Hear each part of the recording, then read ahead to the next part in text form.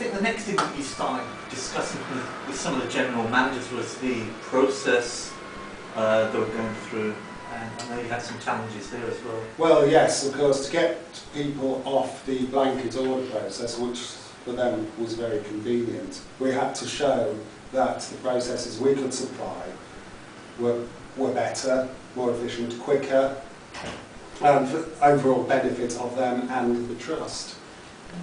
And then the third thing was around the Integra and Oracle technology that we've been describing a number of trusts. Some of these use Integra Finance, and as a bolt-on they want the Integra e-Procurement. Other sites you've got Oracle Financials, Oracle e-Business Suite and Oracle e-Procurement as a bolt-on. So I guess the issue here really was about trying to introduce a new way of working and the technology to support that. Well, it's working with the technology they had, they have no intention of changing. But there are many things you can do with a modern system. It's flexible and adaptable. So we set about modifying software to fit the requirements of the user. I guess that leads us perfectly into the business process re-engineering. You have to, if you've invested about £250,000 on this piece of software, then in order to get the best use of it, you have to sometimes re-engineer the way you do business. Oh yes, the processes they were using were definitely not ideal. And they stuck to it purely because that's what they were used to show them a better way, a more efficient way, and provide them with support in that. Well, by the time our project and the team had arrived, there'd already been 3 previous attempts to implement this software. Everybody agreed we didn't have the traceability, we weren't getting people using the system, and only 20% of procurement is coming through the system, albeit a paper-based system. We have an aspiration to get all purchase orders going through an e-procurement system. So why did it fail 3 times over 10 years? Well, we had a number of themes here. We had symptoms. Well, we spent over £250,000 to do this on license costs and support costs. On top of that, we've hired some very expensive consultants who on their CV say they've done this at other sites. I believe you came across quite a lot of resistance. Oh, massive amount of resistance. People don't like change. They've got their familiar ways of working, and anything different, oh, it's strange. But if you talk to them, you'll find that the majority have used online shopping sites, so should be quite familiar with the process that we're introducing. And by leading them gently through it, persuading them, and providing instant support for even most minor of instances, gives them confidence. And now, their departments are happy to use it and wouldn't dream of going back. The second thing we got here was there was no internal expertise in terms of implementing the software, which means we were getting very high-paid consultants coming from outside without an NHS trust background, configuring a piece of software, and then the internal stakeholders being left alone really to try and work out how best to use it. Then trying to convince stakeholders this is the way we're going to do the business, and not having the people skills to negotiate with stakeholders and try and influence them about changing the way they do their business process. We also didn't have any project management expertise. I know that that's an issue that you've come across over and over again for each department you've come across. Oh, yeah. Project management is an expertise in itself, and that must be taken seriously. Okay, so we've described a scenario that probably a lot of the listeners are going to think, well, that's familiar to us. We've got, so how do we improve the situation? Well, we've addressed some of these issues. We didn't have internal expertise, but we wanted to mentor the internal stakeholders, try and get representation on the program team from each of the departments. So we'd work with them. They'd be part of every process decision that we took.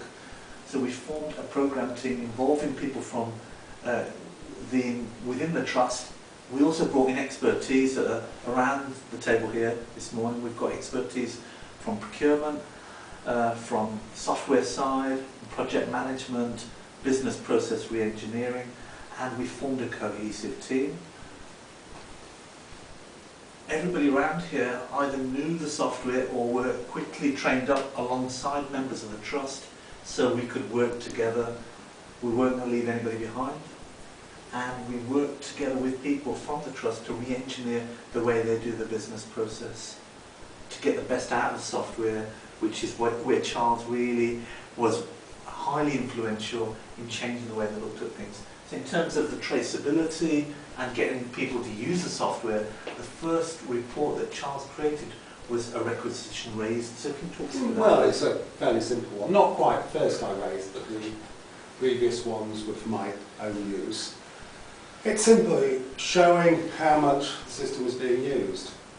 A list of all requisitions raised on the e-procurement system, the index number, the date, how much, who raised it, who authorised it, where the requisition was for, who we're requisitioning the goods from, when it is through the authorisation process, whether it's still awaiting authorisation, whether it's been authorised, waiting for the buyer to process it, etc. And finally, the resultant purchase order number. This allows us to follow how much our system is used and how the number of requisitions increased as people became familiar and were prepared to use it. And when we started this project, would you suggest a big bang approach where you try and go live in every Oh, department? good Lord, no. Okay. Why not? No. With that, you won't have the resources to support everybody. The best way is to pick departments that actively want to go on, they want to improve themselves, and you cultivate them, give them all the support they need, as far as when they're unsure about the process, sit with them, take them through entering the information, listen to what information they need to get out, write the appropriate reports or alerts, emails in the morning, show the status of everything, and get them on side. They will tell their colleagues, and then their colleagues will want to come on board. And finally, you leave the people who don't want to come, then find themselves slightly isolated and seen as the Luddites. Okay. Let's walk through a bit more detail on this report. I know it probably wasn't the first one, but it has emerged in quite a few iterations. And going to programme board with the general managers, this seems to tick quite a lot of boxes. The first thing is we've just gone live, implemented it into their department. They can quite clearly see how many requisitions have been raised, who's raising them and who's not. So if we've delivered a training course, we want to make sure everybody's using it, and we can clearly see that from here. We can now see how much we're spending with a particular supplier. So we can start doing deals across departments by them having that traceability and visibility. They've never had that in the past. We can also see at an item level of what we're spending. We can see how much they're spending against their budgets, if indeed there is a budget. If there isn't, then that was another issue that we addressed to make sure that management was aligned with procurement. And status, this is the first iteration of this report. It actually went through a number of revisions where Charles basically says, well actually we've got this report because it's great information, but we could do better. And one of the next enhancements we had was, well actually we should have a service level agreement for how long something should take. So from a requisition, raising a requisition, to his line manager approve it. In the past there had been no such agreements, and as I said earlier in the presentation, it could take 5 to 6 weeks. So we'd agreed with our stakeholders that from a line manager approving it should take no more than 2 days, and if he doesn't approve the requisition within 2 days, we've got, I think you call it a workflow, isn't it? There are workflows with the requisitions. When a requisition is raised, immediately an email is sent to their authoriser with a link so that they can authorise the requisition. If after a certain number of days it hasn't been authorised, reminders are sent. But I didn't think that was enough. So using this report as a base, there is now an alert that goes out to every requisitioner first thing in the morning, listing all the requisitions that they have raised that are still outstanding, showing what stage they're at, right, waiting for an authoriser, who that authoriser is, or if it's waiting for a buyer. Another one will go to the authoriser, showing how many requisitions are waiting for them to authorise. And at the top, the buyers get a list of all requisitions awaiting buyer authorisation, again every morning.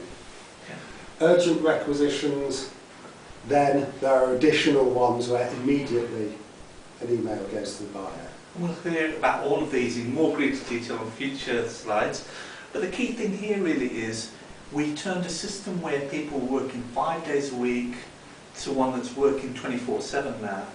I'm not the most technically gifted person, but even I get an alert from Charles at 6 in the morning that tells me what's been going on, and I can do approvals from home, whereas in the past we had to wait until somebody was free, go back on site, and if you're an executive, you don't have that much time to dedicate to approving requisitions and doing the traceability work. It's now become simple. I get an alert, 6 o'clock, telling me I need something to approve. I can click a button and approve it, or I can ask for more information. Thank you very much for this first segment of the training. We'll be following up with more stories on how we've dealt with subsequent problems we've got at this trust. Thank you. Thank you.